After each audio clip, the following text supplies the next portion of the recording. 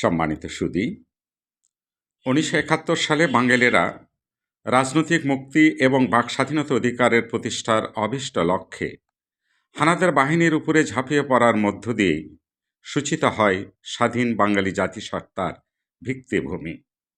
জাতির শ্রেষ্ঠ সন্তান বীর মুক্তিযোদ্ধাদের অতুলনীয় ত্যাগ, তিতিক্ষা আর অপূর্ব বীরত্ব এবং অসীম সাহস আর অমূল্য প্রাণদানের বিপুল ঐশ্বর্য এই সংগ্রামকে করেছে চিরগৌরবান্বিত ও মহিমান্বিত।